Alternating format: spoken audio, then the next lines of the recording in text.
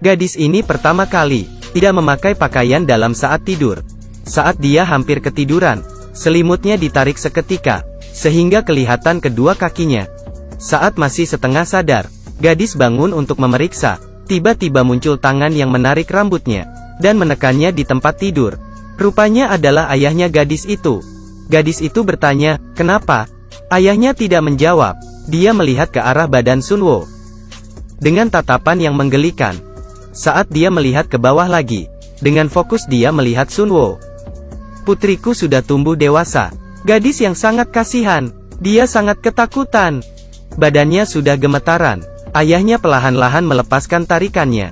Kemudian mengelus mukanya. Air matanya turun dari pipinya. Saat Sunwo mengira akan terjadi sesuatu, ayahnya malah pergi meninggalkan dia. Ayahnya pergi meninggalkan Sunwo yang terdiam tanpa kata. Keesokan pagi, ibunya seperti biasa menyiapkan sarapan. Sunwo duduk terdiam. Hatinya sangat kacau. Dia berpikir apakah perlu memberitahu kejadian semalam ke ibunya. Adiknya turun dari tangga. Adik kecil juga datang ke meja makan. Ayahnya Sunwo dengan senang hati duduk di sampingnya, seperti tidak terjadi apapun kemarin. Sunwo mengingat kembali muka ayahnya kemarin, yang sangat menakutkan. Tapi saat ini, ayahnya seperti kembali ke normal lagi. Sunwo segera pergi.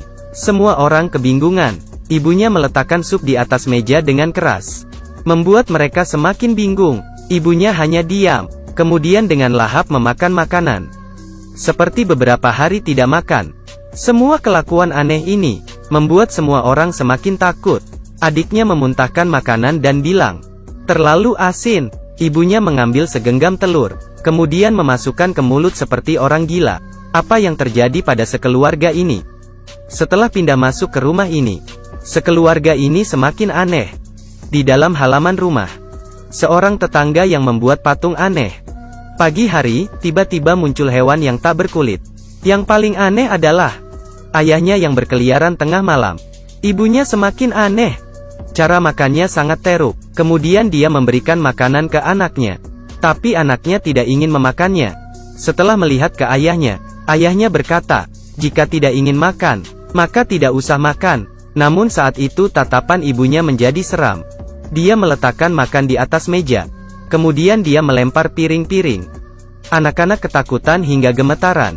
Ibunya semakin emosi. Dia memukul meja dengan emosi, berteriak, "Kalian tidak tahu bersyukur?" Dia melihat anaknya dengan tatapan tajam. Anaknya ketakutan hingga menangis. Mereka tidak pernah berpikir, ini adalah awal mimpi buruk mereka. Gadis ini mandi dengan air hangat. Dirinya tidak tahu, saat dia menutup airnya, dan membersihkan embun di kaca. Kembarannya, membuat dia terkejut. Kembarannya meletakkan wajah di kaca. Rupanya hanya bercanda. Keduanya kembali ke kamar. Gadis itu memberitahu Hyunjo tentang kejadian kemarin, tentang ayahnya ke kamar dia. Namun Hyunjo tidak percaya. Dan saat itu juga, ayahnya masuk ke dalam kamar. Keduanya segera menghindar. Semua kata-kata tadi terdengar jelas oleh ayahnya.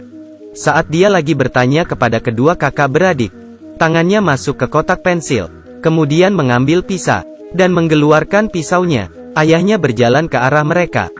Saat dia ingin melepaskan serangan, berhasil dihentikan oleh Hyunjo.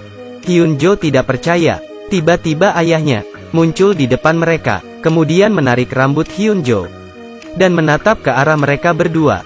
Dengan sekali dorongan membuat Hyunjo terjatuh di bawah, dan mengenai injakan tangga, hingga dia pingsan. Sunwo melihat Hyunjo. Dia langsung membalikan badan, dan melihat ke arah ayahnya, dengan merangkak, lalu mulai berlari. Sambil berlari dia berbalik kembali untuk melihat.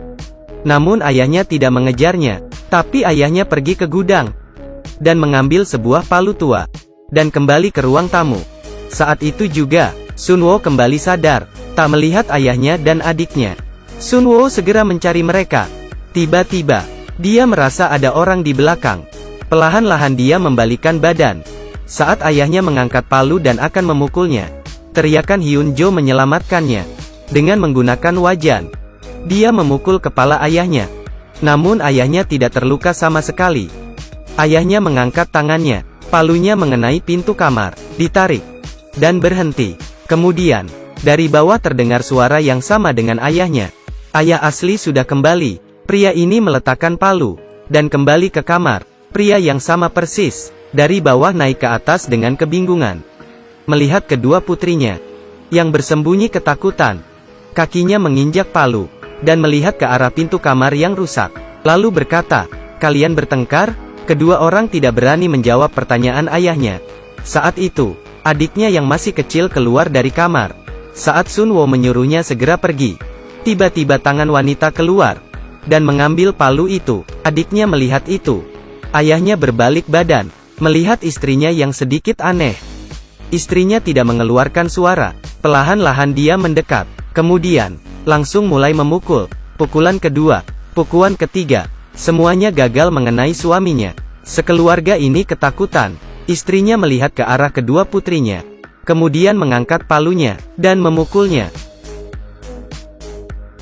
Beberapa pukul mendarat di mereka. Tanpa pikir panjang, ayahnya memeluk ibunya. Tapi dia langsung didorong. Ibunya mengeluarkan senyuman yang aneh. Melihat sekeluarga ini, dia menyimpan senyumannya, dan segera pergi. Kakinya menginjak kaca, dan melewai kakinya. Kemudian ditarik keluar lagi. Seperti tidak merasakan sakit. Kemudian dia masuk ke kamar. Tiba-tiba, dari bawah terdengar suara istrinya. Dengan menutup mulutnya, dia naik ke atas dengan terkejut. Pria itu kembali melihat ke arah kamar. Siapa orang yang tadi?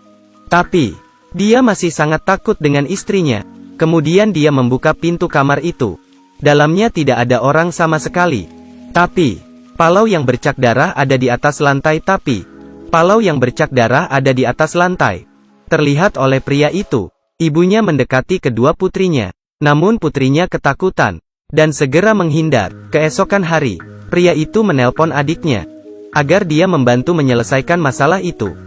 Pada sore hari itu, adik yang bekerja sebagai pastor, datang ke rumah abangnya. Dia sempat bilang ke abangnya, tentang apa yang dia lihat. Tapi abangnya tidak percaya, sehingga membuat hubungan mereka semakin jauh. Malam itu, sekeluarga memutuskan untuk tidur bersama. Tengah malam, adik kecil terbangun karena kebelet pipis. Dia tidak mengganggu orang lain. Anak bungsu yang polos ini, saat dia sendiri masuk ke toilet, bayangan anak kecil yang sama persis melewatinya. Benar saja, semua anak bungsu di dunia ini sama saja. Anak itu mengangkat pisau, dan mengeluarkan senyuman aneh, mengangkat, dan berhenti. Anak itu tidak membunuh pastor. Seperti dihentikan oleh sesuatu. Pastor kemudian membuka matanya. Dengan begini, karena keberadaannya, sekeluarga melewati malam itu dengan aman. Keesokan hari, pastor mengatakan bahwa dirinya tidak sanggup menyelesaikan masalah itu. Dia menelpon ketua pastor. Semua orang segera membahas kejadian yang terjadi pada keluarga itu. Mereka merencanakan penangkapan roh. Ketua pastor ini sangat hebat. Pengikutnya sangat banyak. Siang itu ketua pastor langsung menghampiri mereka. Tapi, saat di jalan, seekor burung gagak menabrak mobil yang berjalan dengan cepat. Kaca mobil hampir pecah. Saya tidak mengerti, kenapa tidak menghentikan mobil. Apa alasannya? Ini menyebabkan semua pastor dan ketua pastor terbunuh oleh kecelakaan. Saat itu juga, pria mengikat kedua tangan dan kaki putrinya di atas tempat tidur. Ibunya tidak tega, tapi tidak ada cara lain. Mereka harus menunggu kedatangan rombongan ketua pastor. Tengah malam, pastor kembali ke rumah. Badannya penuh dengan darah. Dia membawa kabar yang sangat buruk. Rombongan ketua pastor, semuanya mati kecelakaan. Segala hal nanti harus diselesaikan mereka sendiri. Melihat sepupu yang sangat kesakitan, pastor harus melakukan sesuatu. Tapi, dia benar-benar penakut. Karena terakhir kali dia menyinggung roh jahat, mengakibatkan keluarganya semuanya terbunuh. Dia takut kejadian itu terulang lagi. Jika kehilangan keluarga abangnya lagi, maka dia akan menyesal seumur hidup. Abangnya melutut dan memohonnya, agar dia bisa melakukan sesuatu. Mereka harus mencoba sekali. Depan belakang semuanya kematian. Pastor menyalakan lilin, menebarkan air suci. Saat Sun Wo mengenai air suci itu, merasa sangat kesakitan. Sangat kesakitan. Kemudian dia menangis, dan tidak tahu apa yang terjadi. Salib diletakkan di atas tubuh Sun Wo. Sun Wo tidak ada refleks. Tapi, Adegan sebenarnya baru saja dimulai. Gadis ini diikat di tempat tidur. Dia sangat ketakutan. Pastor sambil menyambuk. Sunwo sangat kesakitan, hingga terus berteriak. Keluarga yang melihat itu sangat sedih, dan sangat sakit hati. Dia berteriak, kenapa? Kenapa harus begitu menyiksanya? Pastor bertanya ke ayahnya. Apakah masih terus dipukul? Ayahnya membulatkan hati, dan mendekati Sunwo. Dengan lembut dia menekannya, dan melepaskan ikatan. Sunwo terus menangis. Pastor mengeluarkan salib, dan meletakkannya di atas badan Sunwo, disertai dengan tangisan gadis itu. Cambuk kedua dipukulkan. Sakit. Cambuk ketiga dipukulkan. Masih sangat sakit. Cambuk keempat membuatnya hampir mati. Cambuk kelima, cambuk keenam dipukul ke badan Sunwo. Tapi sakitnya di hati ayahnya. Pastor mengganti cambuknya, dan terus mencambuk. Gadis itu kesakitan hampir kehilangan rasa. Saat dia membalikan kepalanya, cambuk mengenai mukanya. Saat itu juga, agensi bergegas ke lokasi kecelakaan. Saat mereka menyelamatkan rombongan ketua pastor, tiba-tiba terjadi ledakan. Hal yang aneh adalah, pastor itu juga dalam rombongan itu, dan sudah pingsan sangat lama. Di sisi lain, Sunwo sudah hampir mati dicambuk. Jika mereka tahu bahwa pastor ini adalah dari roh jahat, akan ada cerita seperti apa? Pastor masih terus mencambuk dengan keras ke badan Sunwo. Ibunya tidak tahan lagi. Pengusiran setan macam apa ini? Ini adalah pembunuhan. Dia langsung menghentikan pastor itu. Melihat ke arah suaminya, dia berkata, kita tidak buat lagi. Biarkan kita sekeluarga mati dengan tenang. Tapi, ayahnya juga sangat bingung.